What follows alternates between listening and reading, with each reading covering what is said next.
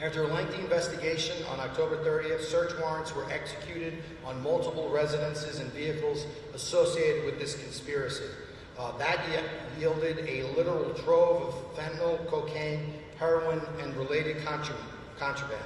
In addition, 3 illegal pistols were recovered, 7 illegal high-capacity magazines, including 3 drum-style magazines with 50 rounds of ammunition each were recovered, a shotgun, a rifle, and ammunition. And again, what we see in all of these cases is when you have a narcotics conspiracy, there will be violence and weapons associated with that conspiracy. In this case, it's no different.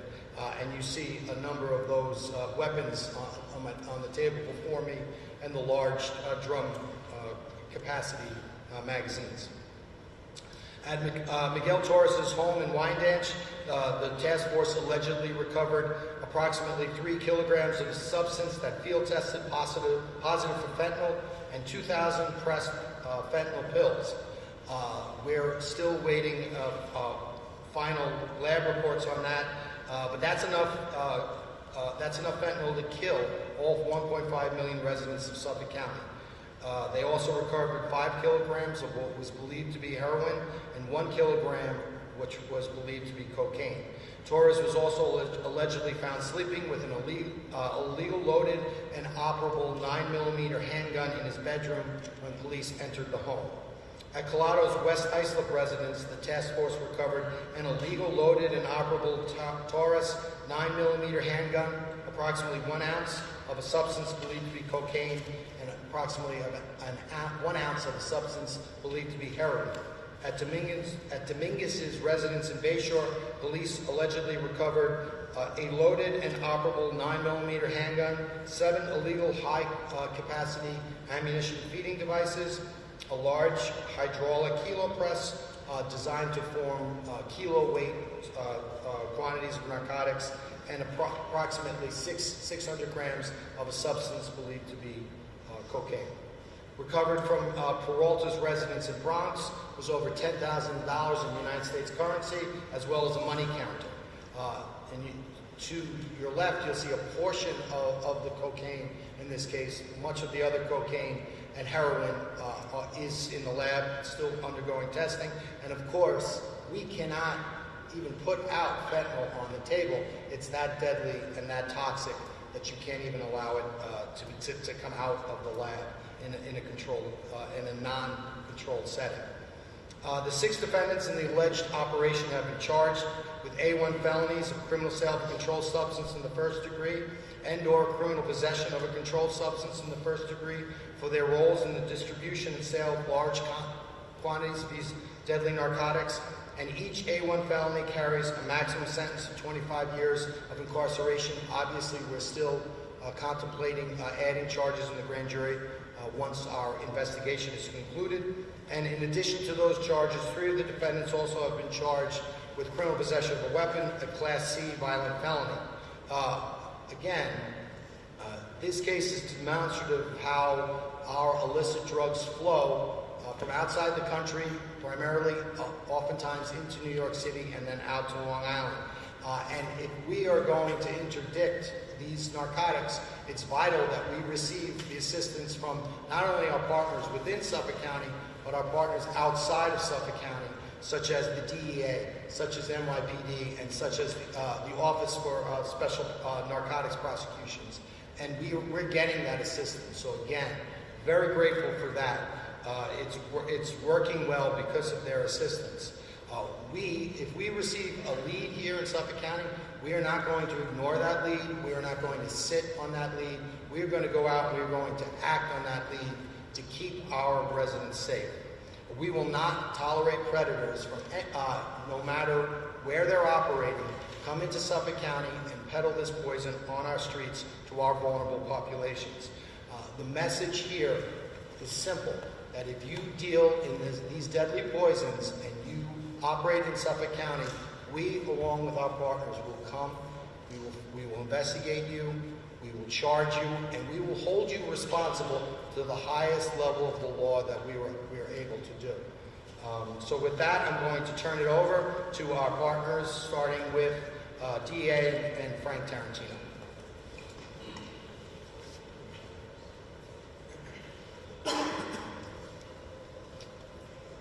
Good morning. I'm Frank Tarantino, Special Agent in charge of the Drug Enforcement Administration's New York Division. I want to thank Suffolk County District Attorney Ray Tierney, the Suffolk County Prosecutor's Office, and the ADA Robert Kerr for their support and assistance throughout this investigation.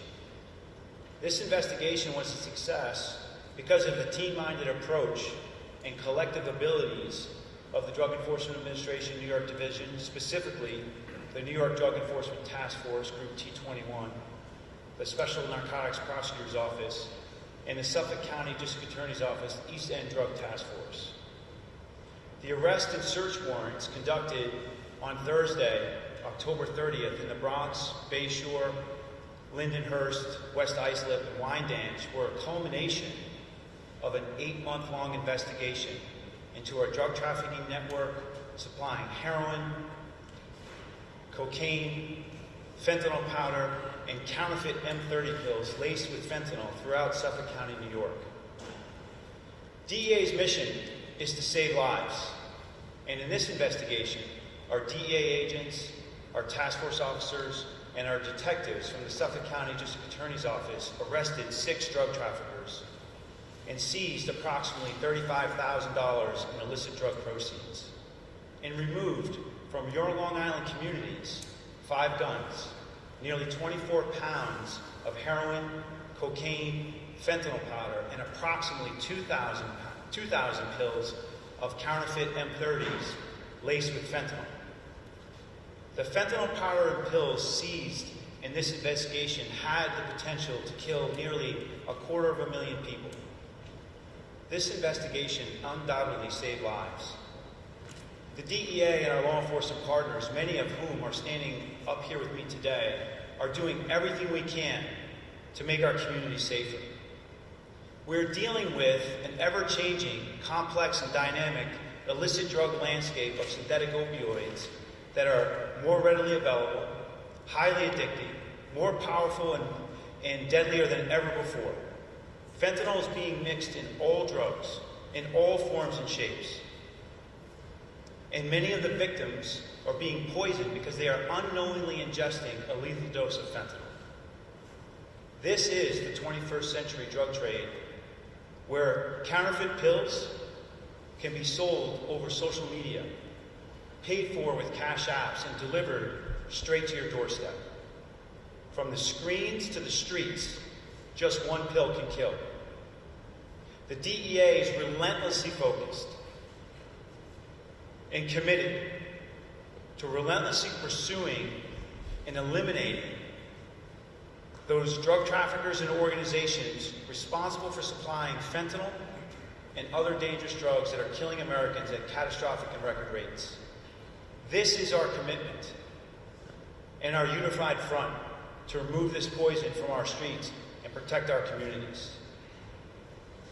With our law enforcement partners, we will continue our tough work, vital mission, and fight to save lives. And we ask you to join us in this fight, our fight to save lives. Thank you. Good morning, Suffolk County Police Commissioner Kevin Catalina. I want to start by thanking all of our partners involved, especially my people who are part of the East End Drug Task Force for the tremendous job they did here today. Ray and his team for the great job they always do in prosecuting these cases. And Rich Zacharies, who I don't think gets enough credit because he's really always the brains behind, all of these successful operations. And, he does a tremendous job not only with the gang stuff, but with the narcotic stuff too. So thank you, Rich. As you can see with all the drugs out here, these drugs undoubtedly would have killed residents of Suffolk County, and please don't let that be lost in this. Without this great work and interdiction, these drugs would have killed residents of our county. So, again, I can't thank the people up here enough for doing the great job that they did. to prevent those drugs from getting out there. And also, just another point, as you see the guns up here, this is just evidence that narcotics dealing is not a nonviolent crime, right? There's always violence associated with drugs, and to argue that it's not is either a misinformed interpretation or just plain stupidity. Those guns would also be out there in our community killing people. So again, thank you for the great work that everybody up here did, our East End partners, everybody else. We can't, do this without you, and without this joint approach to this, we wouldn't get the job done as successfully. So thank you. Thank you, Kevin, and thank you, Frank. Next, we're going to hear from Chris Casale of State Police.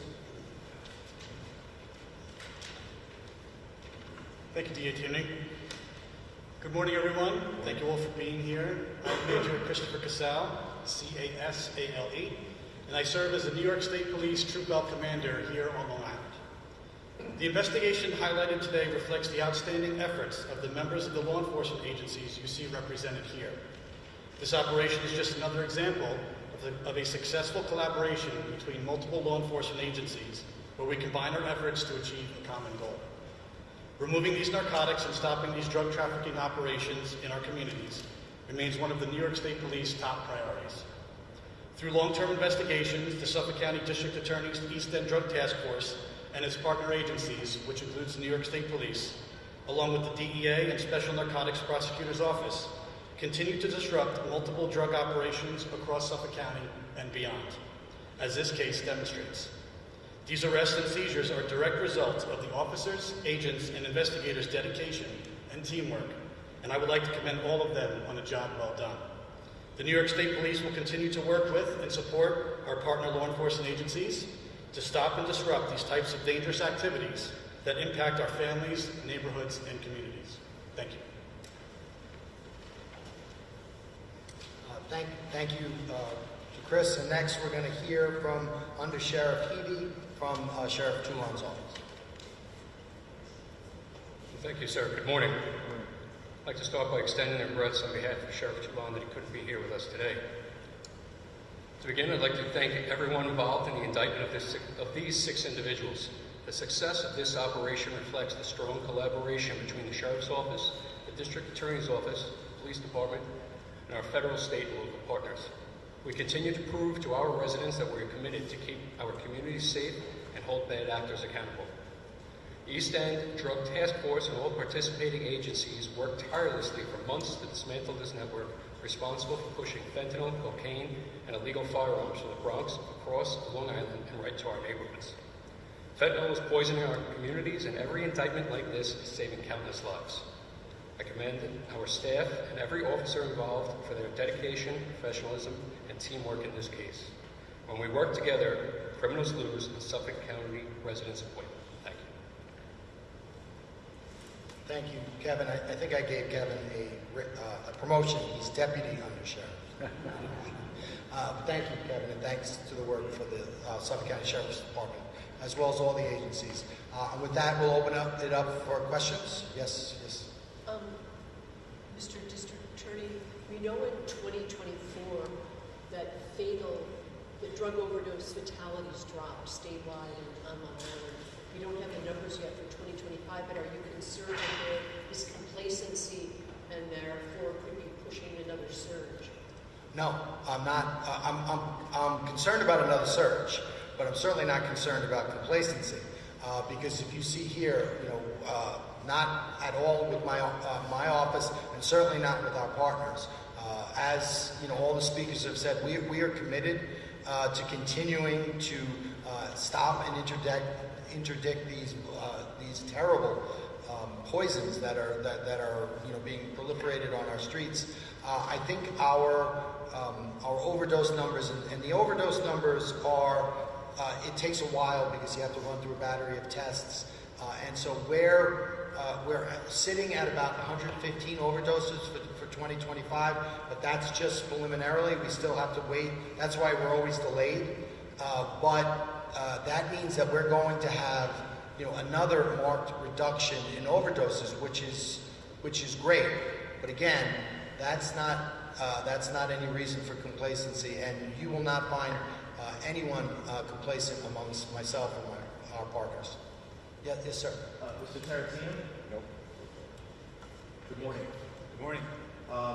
If these guys were described as essentially being wholesalers, do you have any insight as to where their suppliers got the cocaine and fentanyl, and how it came into the state?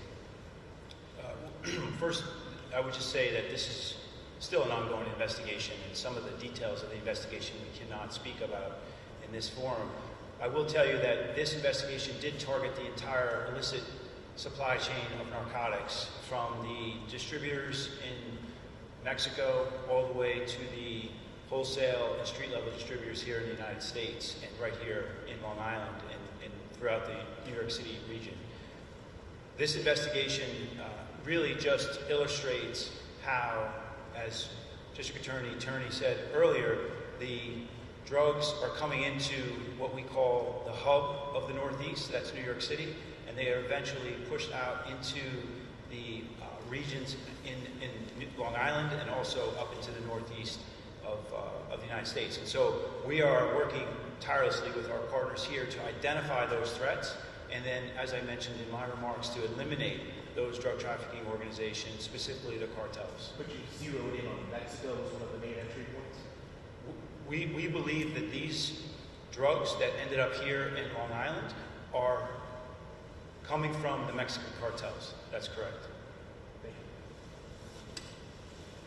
you. And as was discussed with New York City being a hub, that's why it's so. The Office of Special Prosecution, Bridget Brennan's office, is so important, because they're really great for letting us know what's happening and really educating us as to what the trends are in New York City. Because whatever happens in New York City, within a couple of days or weeks, we're going to be seeing the same thing. Anyone else?